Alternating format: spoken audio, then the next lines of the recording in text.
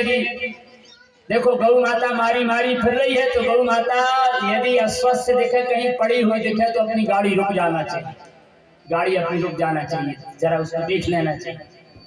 और अपन तो दो चार लोग होकर जिसके घर के सामने गाय पड़ी है उससे जाकर के कहो, ना माने तो उसको डांटो कि अब आज के बाद अगरबत्ती मत लगाना, फालतू में क्यों पैसा खर्च कर रहे हो, अगरबत्ती मत लगाना, गरुड़ घंटी मत बजाना, घी खा लो तुम, घी मत जलाओ, क्यों बत्ती जला रहे। जब तुम्हारे अंदर अपने सामने पड़ी हुई आत्मा जो बिलख रही है उसके प्रति तुम्हारे अंदर दया नहीं है, तो फिर पूजन करने से कोई लाभ नहीं, कोई फायदा नहीं, कोई मतलब नहीं। हम निवेदन करते हैं, हमेशा बताते हैं, एक नाथ जी महाराज यमुनोत्री गंगोत्री से जल लेकर के रामेश्वरम जल चढ़ाने के लिए जा रहे थे, और कई दिनों की यात्रा उनकी चल रही थी, पांव में छाले भी आ गए थे, जल लेकर के जा रहे थे चढ़ाने के लिए। हम बरहेटा से पैदल चल करके इन शंकर जी के लिए जल चढ़ाने आए, तो बिल्कुल शंकर जी दिख जाए और यहाँ कोई ऐसी घटना घटे तो फिर हम तो ये कहेंगे कि इनको बाद में देख लेंगे, पहले हम शंकर जी को जल चढ़ा दे। भैया इतनी मेहनत करी, पैदल चल के आए। गंगोत्री यमुनोत्री से रामेश्वरम की दूरी बहुत है, कठिन मार्ग है। श्री एकनाथ जी महाराज ने देखा कि मंदिर भी दिख रहा है, उसके पहले एक गधा पड़ा था, तड़प रहा था, उसके प्राण निकलने वाले थे, चारों पैर तड़फड़ा रहा था, पीट रहा था, धरती में इस तरफ उस तरफ हो रहा था।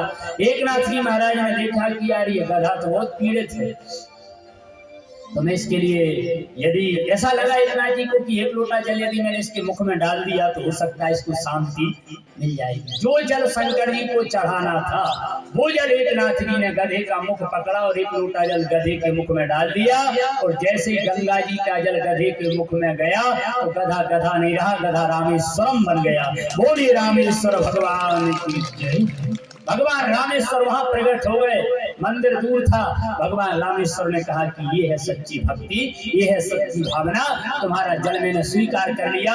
ऐसे जल को भगवान स्वीकार करते, लोगों के प्रति दया नहीं, संवेदना नहीं, संभावना नहीं, और लगे हैं शंकर जी के ऊपर धारा चलाने के लिए, तो इससे शंकर जी प्रसन्न होने वाले नहीं है, इससे शंकर जी नहीं मिलते। करना चाहिए, पूजन करो, अभिषेक करो, लेकिन भगवान शिव जी ने जो हमको आदेश दिया है, भागवत कथा कहने वाला कौन है, कौन कह रहा है भागवत की कथा, शंकर जी कहने वाले हैं। राम कथा कौन कह रहा है, शंकर जी कहने वाले हैं। भगवान शिव जी राम कथा सुना रहे हैं, भागवत कथा शिव जी सुना रहे हैं। तो भैया